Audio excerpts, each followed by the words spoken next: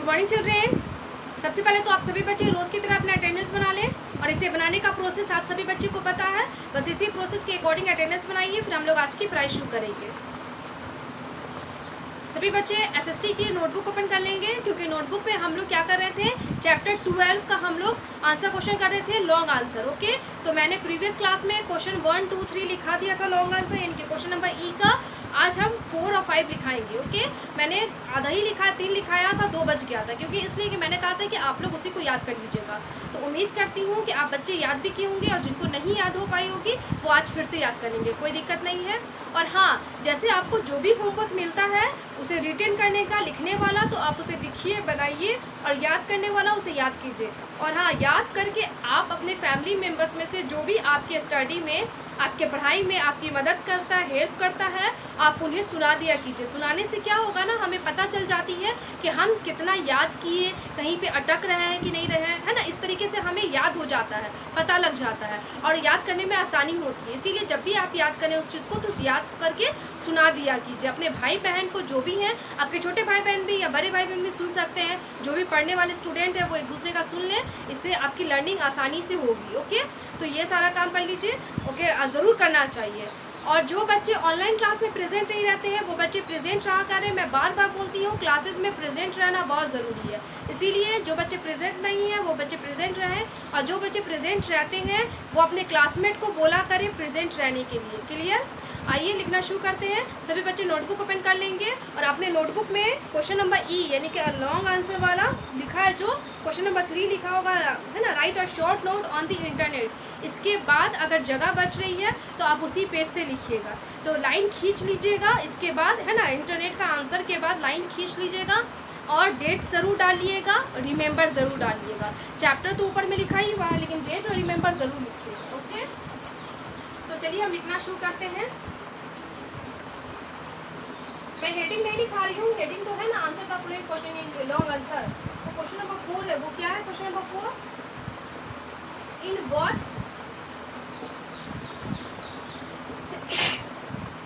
ways has satellite, SATELLITE, satellite communication, COMMUNICATION, communication helped us, HELPED, helped us। Question क्या बोल रहा है? In what ways satellite communication, है ना, in what ways has satellite communication help us. बोला है किस तरीके से सैटेलाइट कम्युनिकेशन यानी कि उपग्रह संचार हमारी मदद करता है। तो आइए हम देखते हैं आंसर, है ना। मैं जैसे लिख रही हूँ सेम नोट कीजिएगा। Satellite, SATELLITE, satellite catches the, CATCHES, catches the waves, WAVES, waves coming from the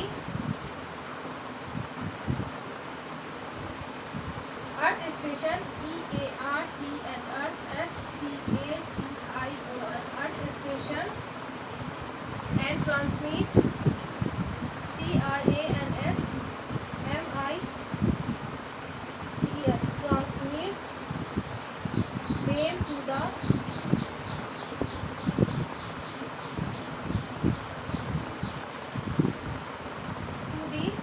desired, desired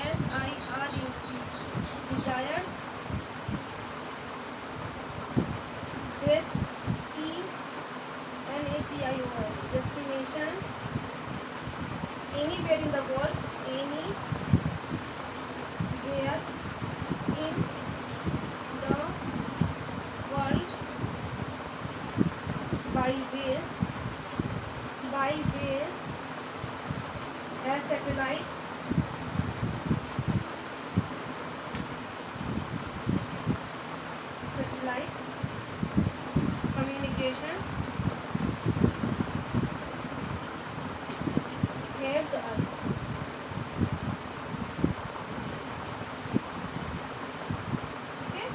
question क्या बोला था, इन व्हाट वेज है सैटेलाइट कम्युनिकेशन हेल्प अस, सैटेलाइट कम्युनिकेशन हमें किस तरीके से हमारी मदद करती है।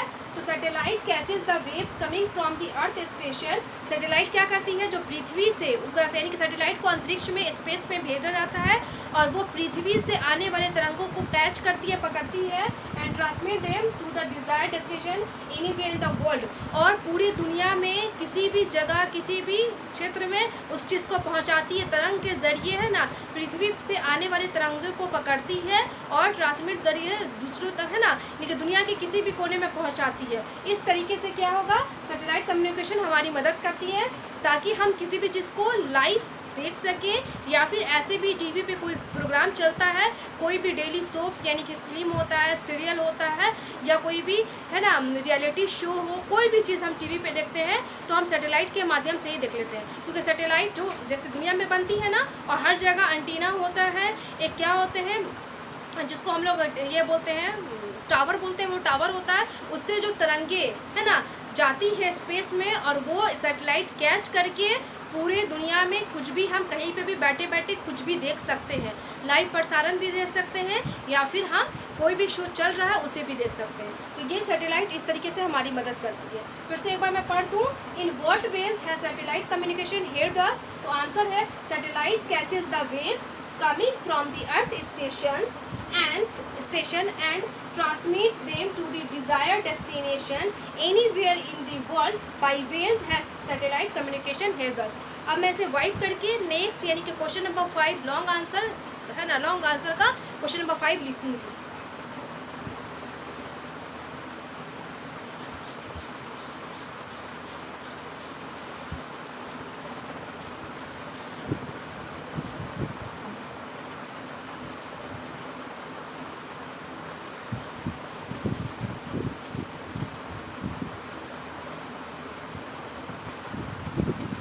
Question number 5.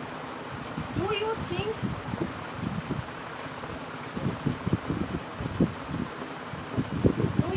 television is more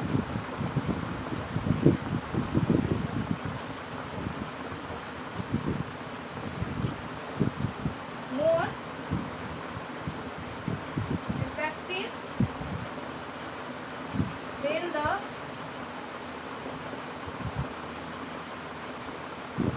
radio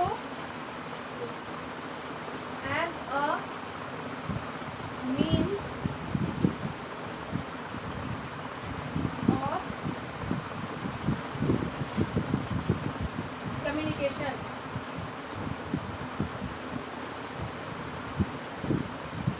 Explain.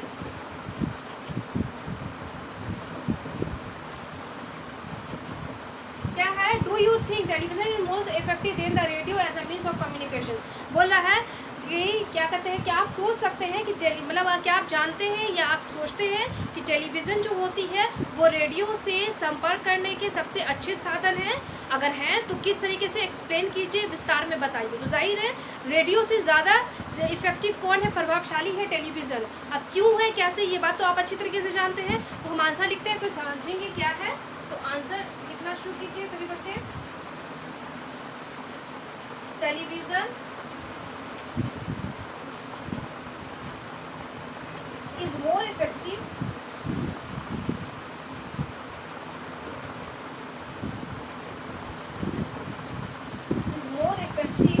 than the radio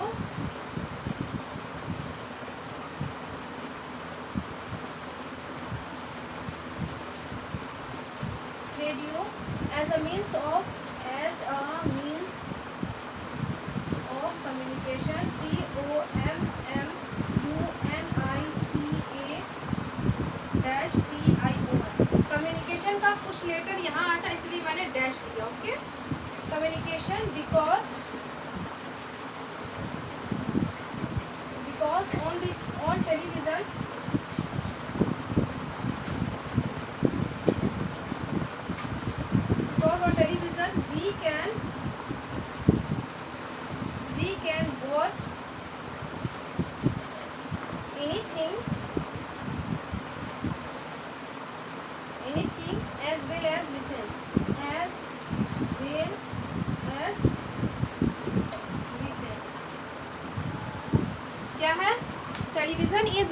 effective than the radio as a means of communication, यानी कि संचार के साधन है ना में से रेडियो से ज़्यादा टेलीविज़न यानी कि दूरदर्शन ज़्यादा प्रभावशाली है, क्योंकि on television we can watch anything as well as listen, क्योंकि हम दूरदर्शन पर, टेलीविज़न का मतलब होता है दूरदर्शन, दूरदर्शन पर देखने के साथ साथ सुन भी सकते हैं, सुनने के साथ साथ हम चीज़ों को देख भी सकते हैं ना। रेडियो पे हम क्या कर सकते हैं, किसी भी खबर को, किसी भी चीज़ को, गाने को, कुछ को भी हम सिर्फ सुन सकते हैं और कुछ नहीं, देख नहीं सकते, सिर्फ सुन सकते हैं। लेकिन टेलीविज़न पे हम सुनने के साथ साथ किसी भी इमेज को, पिक्चर को आसानी से देख सकते हैं और अच्छी तरीके से देख सकते हैं। यही हो गया ना, इसलिए ना प्रभावशाली है। तो हमारा क्वेश्चन क्या था, do you think television is more effective than the radio as means है ना ऑफ कम्युनिकेशन, एक्सप्लेन। क्या आप जानते हैं, क्या आप सोचते हैं कि रेडियो से ना संपर्क के जो, संचार के जो साधन है रेडियो, उससे ज़्यादा टेलीविज़न, दूरदर्शन ज़्यादा प्रभावशाली है?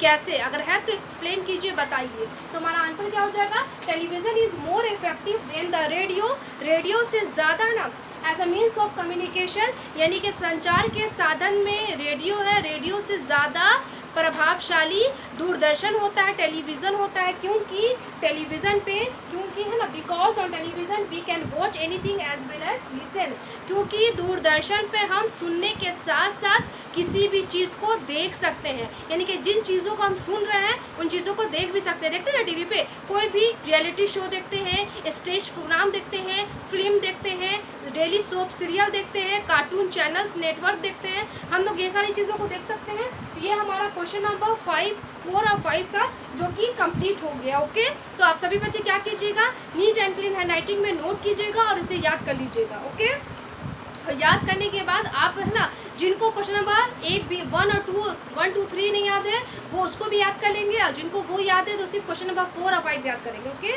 और हाँ, अगर आपके पास समय मिल रहा है तो आप क्वेश्चन नंबर सी भी बना लीजिएगा। सी में क्या था, गिव 1 और 2 वर्ड था, 1 या 2 शब्दों में हमें उत्तर देना था। ओके, तो मैं बच्चे से समझा दे रही हूँ, आप ज़रूर बनाइएगा। नेक्स्ट क्लास में मैं इसका आंसर बोर्ड पे लिख दूँगी तो मैच हो जाएगा। ओके, तो क्वेश्चन समझ लीजिए क्या है, answer the following questions in 1 और 2 वर्ड्स, यानी कि इन प्रश्नों का उत्तर हमें 1 या 2 शब्दों में देना है।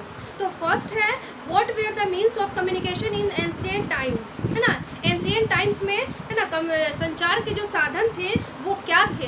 तो एंशिएंट यानी कि प्राचीन समय में, बहुत पहले मतलब जब अर्ली मैन थे, आदि मानव थे, तो उस समय जो संचार के साधन थे वो क्या थे, तो उसका नाम लिख दीजिएगा। सेकंड क्वेश्चन है, what is the full form of ISD, ISD का फुल फॉर्म क्या होता है वो लिख दीजिएगा। उसके बाद है, which of these is a better means of communication, इनमें से कौन सा है ना संचार के साधन सबसे अच्छा है, ए लेटर और एन ईमेल, तो दोनों में से कौन है जो आपको ज़्यादा अच्छा लगता है, ज़्यादा बेटर है, तो वो लिख दीजिएगा। उसके बाद है 4, what are the 2 important means of mass communication, mass communication का 2 इम्पॉर्टेंट साधन लिख दीजिएगा, महत्वपूर्ण साधन लिख दीजिएगा, है ना। मास कम्युनिकेशन समझते हैं ना, जनसंचार, उसमें से जो मोस्ट इम्पॉर्टेंट है वो लिख दीजिएगा। Which is the fastest means of communication, है ना, संचार के साधन है जो सबसे फास्ट साधन है, सबसे तेज़ साधन है, वो कौन है, उसका नाम लिख दीजिएगा। तो खुद से बनाने की कोशिश कीजिएगा, मैं नेक्स्ट क्लास में तो हुई आंसर मैच करवाने के लिए, सही करने के लिए। उसके बाद है आप पिक्टोरियल एनालिसिस, है ना, ये है पिक्टोरियल एनालिसिस, मतलब आपको ये चित्र देखिए, लिखा ना पिक्टोरियल एनालिसिस, इनके चित्र देखिए, उसको एनालाइज कीजिए, मतलब समझिए कि वो चीज़ क्या है। Identify these means of communication and right their names in the blank space, बोला है इन जो कम्युनिकेशन मीन्स ऑफ कम्युनिकेशन है, संचार के जो साधन हैं उसको आइडेंटिफाई कीजिए, खोजिए, पता लगाइए, and right their names in the blank space, और खाली जगह पे उनका नाम लिखिए। तो पहला पिक्चर किस चीज़ का आप देख के बता ही सकते हैं, यस, ये क्या हो जाएगा, पोस्ट कार्ड। ओके, सेकंड क्या है, यस, टेलीफोन। उसके बाद ये क्या है, तो ये प्रिंटर, ओके, यानी कि फैक्स। ओके, ये क्या है, तो रेडियो, ये क्या है, टेलीविज़न। तो आप देख के ही पता लगा सकते हैं, ये बहुत ही सिंपल और बहुत ही इजी क्वेश्चन था। और यहाँ पे है क्वेश्चन, हॉट्स क्वेश्चन है, वो भी मैं समझा दे रही हूँ, बनाने की कोशिश कीजिएगा, नहीं बनेगा तो मैं बना दूँगी, आप उसको फिर आंसर लिख लीजिएगा। पहला है क्वेश्चन, बोला है राजू लिव्स इन दिल्ली, राजू जो एक लड़का है वो कहाँ रहता है, दिल्ली में रहता है। Which means of communication would he use in these situations, तो वो कौन से संचार के साधन को इस सिचुएशन में, इस परिस्थिति में अपनाएगा, इस्तेमाल करना चाहेगा या करेगा। तो पहला है first number, for making announcement about his missing dog. जब उसका मिसिंग डॉग, जब उसका कुत्ता खो जाएगा तो वो अनाउंसमेंट यानी कि ऐलान, तो ऐलान जो करेगा तो किस चीज़ का इस्तेमाल करेगा। तो आप बता सकते हैं ना, हम किसी भी चीज़ का अनाउंसमेंट करते हैं तो हम किस चीज़ का इस्तेमाल करते हैं, यस लाउड स्पीकर का इस्तेमाल करते हैं। ओके, लाउड स्पीकर पे हम बोलते हैं ताकि उस एरिया के सभी लोग सुन ले, तो आप लिख सकते हैं। उसके बाद है second, for sending an urgent written messages to his friend in US, है ना। बोलेगा अर्जेंट मैसेज अगर सेंड करना है, कोई भी रिटन मैसेज, लिखा हुआ मैसेज सेंड करना है अपने फ्रेंड को, तो उस समय वो कौन सी चीज़ से अर्जेंट मैसेज सेंड करेगा। तो ये बात आप बता सकते हैं किस चीज़ से, यस अर्जेंट मैसेज सेंड करना है। Okay, to convey message about his arrival to a friend's house in Bengaluru, है ना। और उसके दोस्त बेंगलुरु में जो आने वाले हैं तो उनके आने का मैसेज, संदेश बताना है। तो वो किस चीज़ से बताएगा, किसकी हेल्प से, तो वो लिख दीजिएगा। उसके बाद है to write a detail description to his parents about his safe journey to Bengaluru, है ना। तो वो डिटेल में यानी कि पूरे विस्तार में अपने पेरेंट्स को बताएगा कि मेरी जो जर्नी थी, मेरी जर्नी यात्रा थी बेंगलुरु जाने के लिए, वो सुरक्षित रही, अच्छी रही। तो वो डिटेल इन्फॉर्मेशन लिखेगा जर्नी के बारे में, यात्रा के बारे में। तो किस चीज़ का इस्तेमाल करेगा, तो वो आप बता सकते हैं किस चीज़ का इस्तेमाल करेगा। डिटेल में बातों को लिखना है तो to send a copy of his marksheet from Bengaluru to Delhi urgently, है ना। बेंगलोर से दिल्ली भेजने के लिए जो उसको अर्जेंटली यानी कि बहुत ही मतलब तुरंत भेजना है मार्कशीट को, अपने किसी भी एग्ज़ाम्स के मार्कशीट को यानी कि रिपोर्ट कार्ड को, तो वो कॉपी करके किस चीज़ से भेजेगा। तो आप समझ सकते हैं ना, मतलब कोई भी चीज़ को हम कॉपी करते हैं, डैट मीन्स की उसका पिक लेकर उसको सेंड करते हैं, तो किस चीज़ के ज़रिए सेंड करते हैं, या इसमें हिंट दे रही हूँ, आप खुद से कोशिश कीजिएगा बनाने की। तो बुक वाले बच्चे, जाहिर है जिनके पास बुक होगी वही ये क्वेश्चन भी बना सकते हैं। तो क्वेश्चन नंबर सी और क्वेश्चन पिक्टोरियल एनालिसिस बनाइएगा और हॉट्स क्वेश्चन खुद से बनाने की कोशिश कीजिएगा और आप लोगों को आंसर याद करना। तो आपका होमवर्क क्या है, remember question number E of, है ना, चैप्टर 12 का क्वेश्चन नंबर ई याद करना है। और बुक वाले बच्चे को बुक में क्वेश्चन नंबर सी, पिक्टोरियल और हॉट्स क्वेश्चन बनाने की कोशिश भी करनी है, बनाइएगा। अब मैं अपने क्लास को यहीं पे स्टॉप कर रही हूँ। जब क्लास स्टॉप होता है उस समय मैं क्या देती हूँ, एक गुड हैबिट टिप देती हूँ। तो आज का हमारा गुड हैबिट टिप है वो क्या है, स्टेइंग हेल्थी, स्वस्थ रहने के लिए। तो वो क्या है, where clean clothes, where clean clothes मतलब हमें साफ़ कपड़े पहनने चाहिए, है ना। मैंने आपको कहा कि आप बाहर से आए तो अपने आप को वॉश कर लें, क्लीन कर लें, साफ़ कर लें, अपने हाथ को हमेशा धोते रहे, है ना, अपने मुंह हाथ धोएं, ये सारी चीज़ मैं बताई हूँ। उसी तरीके से वेयर क्लीन क्लॉथ्स, हमें अपने शरीर की सफाई के साथ साथ हमें साफ़ कपड़े भी पहनने हैं। अगर हम नहा लेते हैं और नहाने के बाद हम गंदे कपड़े, पहने हुए कपड़े को फिर से पहन लेते हैं तो उस पर तो गंदगी ऑलरेडी होती है, और फिर हम नहाने के बाद भी उस कपड़े को पहन लेंगे तो हम फिर से गंदे हो जाएंगे। दैट मीन्स कि वो जो जर्म्स, कीटाणु जो कपड़े पे रहेंगे वो हमारे शरीर पे आ जाएंगे, जो कि हमें दिखेंगे नहीं लेकिन हमें नुकसान पहुंचा सकते हैं, हमें अस्वस्थ कर सकते हैं। ओके, तो हमारे कपड़े भी साफ़ होने चाहिए, हमारे शरीर की सफाई के साथ साथ हमारे कपड़े भी साफ़ होने चाहिए। तो आपको कौन सी गुड हैबिट फॉलो करनी है, वेयर क्लीन क्लॉथ, साफ़ कपड़े पहनने। ओके, और क्वेश्चन नंबर